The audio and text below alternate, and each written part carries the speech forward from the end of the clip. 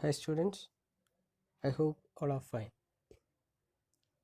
So in the previous classes we learned about Mauritius and its certain places of enjoyment as it is explained by or narrated by R.K. Lakshman.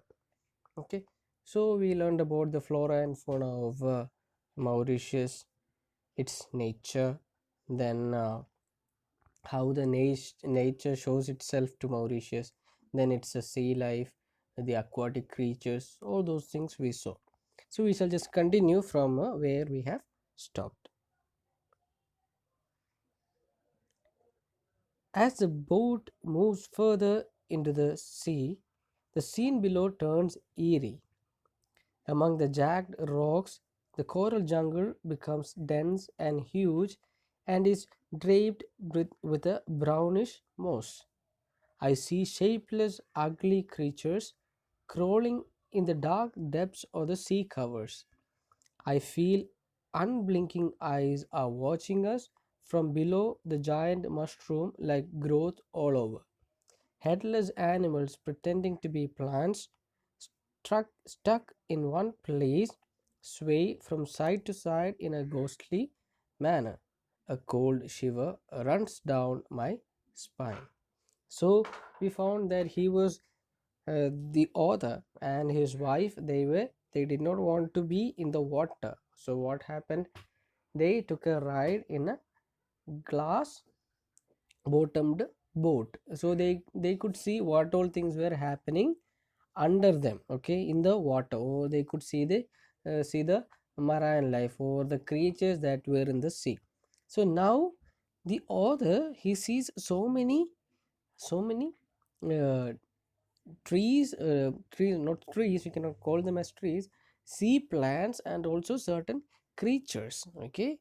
He saw something, it was like a, it was becoming like a jungle, okay, and it became huge, and he found that it was a brownish moss means what, it's a algae, okay. And he could see shapeless ugly creatures crawling in the dark depths of the sea cover. So he could see so many creatures in the water, and he could also see there were so many eyes looking at them, okay. And he got bit frightened, and a kind of shiver came through him when he was seeing all this. Then, all of a sudden, standing out against the darkness, a school of fish, colored bright lemon yellow with black bars all along their sides, pass majestically by, cheering up the whole world of overwhelming gloom. Further on, I see the coral branches tipped with a peculiar blue light like hundreds of candles dying out. Plenty of colors coming now: violet, yellow, pink, green, postbox red, fishes with hideous spikes all over their body, fishes with long tails, fishes with battered faces, all of them with the damned look of condemned souls, crisscross our path in a weird twilight against a nightmarish landscape. So, what happened? Now he sees, he was a bit frightened, okay, when he saw so many eyes, were eyes means so many eyes of the fish as well as certain plants were looking onto him, so he was a bit frightened.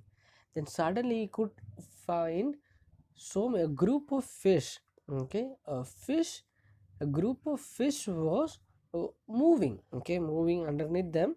And what happened, it was a, there was a bright lemon yellow color, okay, right, lemon yellow color with black bars all along their sides, okay. So we could see, some nice fish flowing by, or like swimming by. And he also found that they were passing majestically like a royal, like a king they were passing. And after that he found certain coral branches, okay, and it was tipped with a peculiar blue like hundreds of candles dying out. So that was the color that was seen in the sea, and he could see plenty of other colors coming out of the sea. Okay, maybe some jellyfish and so on. So he could see certain other colors like violet, yellow, pink, green, and post box red, and so he could see so many. Then he could also see so many fish coming out, and he could see so many of them. Okay, so many different colors, different types of fish, and somewhere with a battered face means got uh, like injured faces. So, and they all had a kind of damned look at this, at those who were passing by. Means to say they were all looking at our author and his wife and those who were on the boat. Then they all passed by, and it was like a nightmarish landscape, as the author would call it. Then, fastening my seatbelt, preparing for my return flight, I vaguely think of the future of Mauritius. Now everything was over. Okay, he spent so much of time in Mauritius, and now he was traveling back. He was thinking of traveling back. Okay, fastening my seatbelt, preparing for my return flight, I vaguely think of the future of Mauritius. Will it be able to preserve its pristine charm? It has no population problem now, with its 8,50,000 people evenly spread over. There is hardly any unemployment question yet. People seem to live fairly well at all levels. The government is aware of all these advantages but seems to feel a certain nervousness about an economy so dependent basically on a single commodity, sugar. So it is eager to have foreign entrepreneurs start their industries here. So what happened now?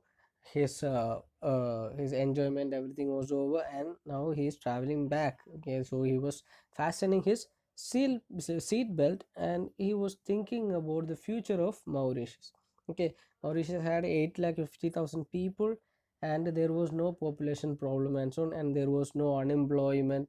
Okay, in India we have so many, we have billions of people, right? So we face unemployment, and here in Mauritius there is no unemployment, and everyone depends on one industry, that is sugar. Okay, single commodity, that is sugar. Everyone was toiling or tilling for sugar, for the sugarcane fields, right? So we have already seen it, and our our author was thinking about all that, and he found that even people, the ministry or the government was looking for uh, people or traders to come from foreign countries also to start their industries in Mauritius. So he was thinking about all that. Then, with industrial growth, the living space will shrink. Cars and trucks will increase, their roads will have to be widened to take the load.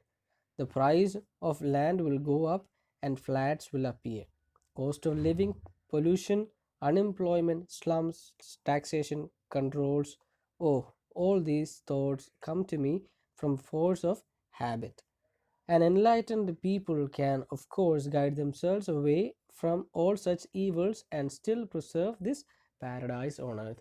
So he considers Mauritius as a paradise, and he thinks, okay, if trade comes, there will be industrial growth. If industrial growth is there, they'll have to uh, they'll have to widen their roads in order to carry the goods. There will be cars, trucks, and everything will increase. The cost of living will go up, pollution will come, there will be unemployment, there will be slums, there will be taxation, then there will be controls put by the government, all those things. So he was thinking about all that as a habit. Okay, so he was saying that, as a habit I thought of all that as he was fastening his seat belt. And he said, if there are good people, there are very charismatic people, they will be able to see through all these and still keep or still preserve this paradise of earth, that on earth, that is Mauritius.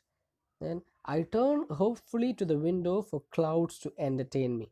but the sun has set, it is dark outside, and I shall be in India in a few hours. So he was already in the plane, and what happened? He just looked out of the window in order to entertain himself with the clouds, because as he was traveling to Mauritius, he could see so many clouds, different shapes of ancient China, ancient Europe, and so on, right? So he was he thinking of that. He just looked out of the window, but he could not see any cloud because it was already dark, because the sun has already set.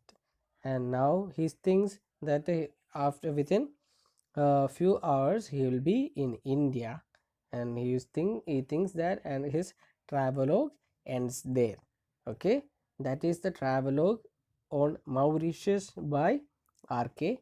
Lakshman. Okay, so this is a chapter that we have learned, we had been learning for almost four classes. Now we have come to the conclusion of this. So we have certain vocabularies. Eerie means strange and frightening. Battered means injured. Pristine means spotless, okay, without any spot or blemish. Okay, so we have a small worksheet to be done. Okay, now that, see, normally once I finish the class I used to summarize it, but now I don't do it because I just want you to write a short note on Mauritius, the light of the travelogue that we have learned. Okay, you should write it in less than 100 words. Okay, I hope it is clear. Thank you and bye.